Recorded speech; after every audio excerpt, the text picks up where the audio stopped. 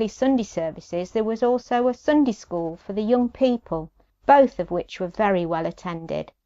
The Sunday school children used to go around Ridge Lane, Piper's Lane and Birchley Heath in the summer on a tractor and trailer, later on a lorry, which was equipped with straw bales for them to sit on, and singing to the piano which the men cheerfully placed on the trailer. I remember this well. I played the piano as we drove around the villages, and everyone would come out of their houses and give us a donation and wave, and it seemed as though they knew everybody. This sadly stopped when the Sunday service became a family service and the Sunday school ceased to meet.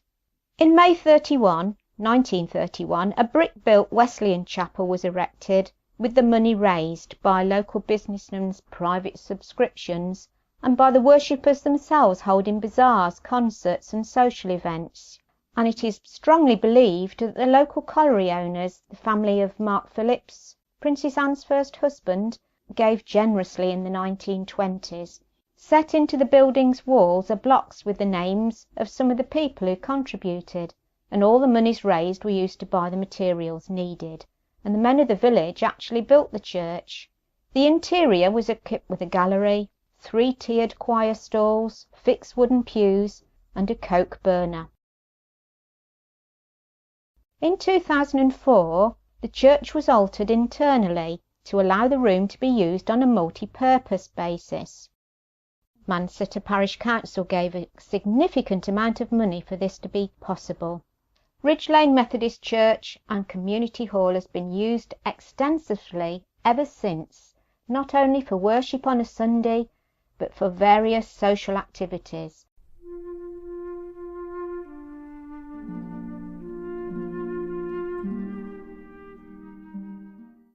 Hello, my name's John Parnham and I used to be a member of Chapel End Methodist Church. I now live next door to it, but it's no longer a chapel.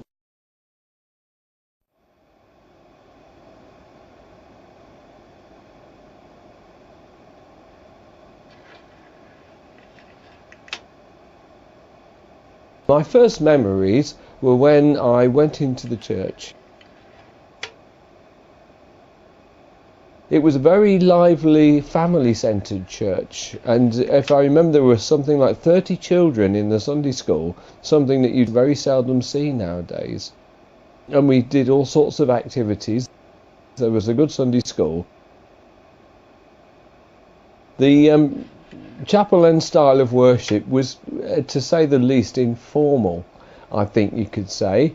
There were a lot of congregational participation services where we were given activities, and you walk in and you're suddenly asked to do a reading or a sketch or something like that. There are some faces that I remember, the people that are no longer with us. Some of the oldest members, like Madge Parks, she was coming there she was 92 when she died, and she was probably there in about 1910. I remember Nick Skelding, who was there for quite a few years, and we did quite a few things with him.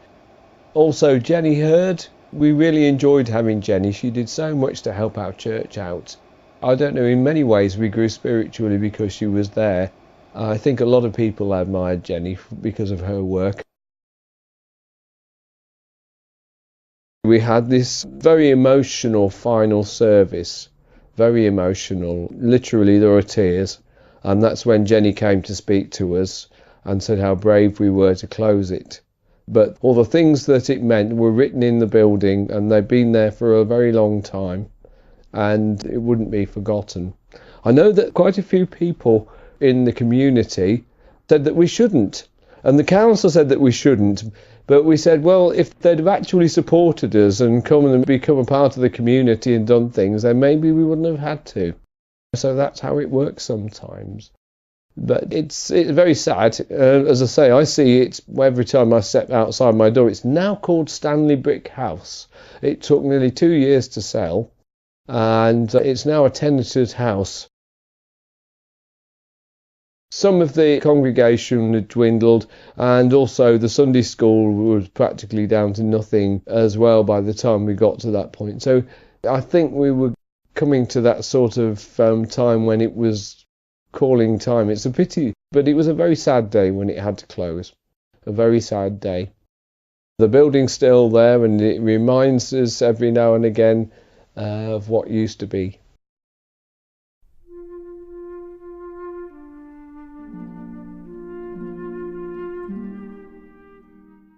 I'm Helen Hill. I was Helen Dingley, and I went to Ridge Lane Methodist Church from a baby. I was christened there. I got married there. I went to Ridge Lane Sunday School, and I was a Sunday school teacher. We had about 50 Sunday school children, and we used to go on outings every year, either Sutton Park or I forgot the other one, but same place every year. 2 busloads. And then after we were married, I went to Hartshill Methodist Chapel.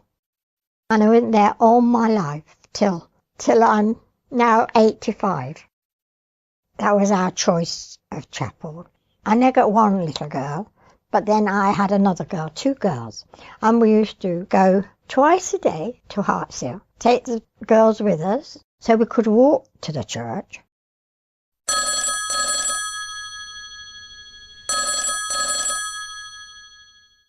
Saturday evening, the phone rang. This minister was coming to the circuit, got nowhere to stay. And Alex said, oh, you can come here. So he came here. His name was the Reverend Wilkinson. He wasn't married. He'd come from abroad. And when he came, I said, well, you're very welcome. And he said, have you got any Indian tea? I said, well, that's the first, because I haven't. So he came, and he was supposed to stay over the weekend while they found him somewhere.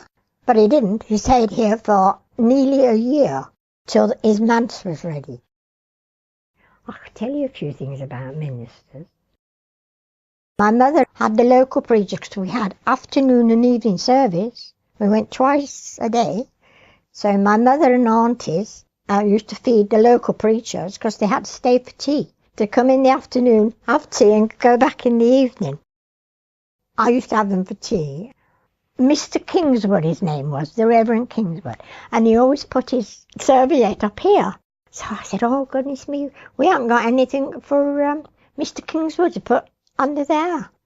And he said to her, come on, Marilyn, you come and sit by me. Okay, she sits by him, puts the serviette up.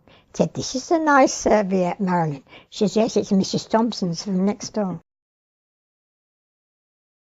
A country little community, and people around us liked us, you know, and we used to have little sales and gets-togethers, coach trips, and I used to play the organ badly.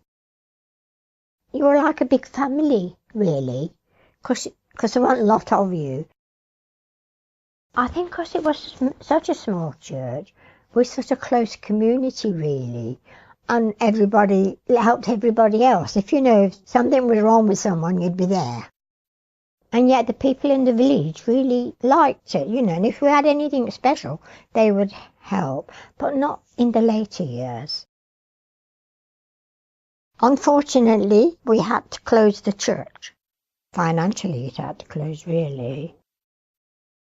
I mean, I'd been there all those years. We all loved it, really. And it was so sad. But it's got a lot of happy memories.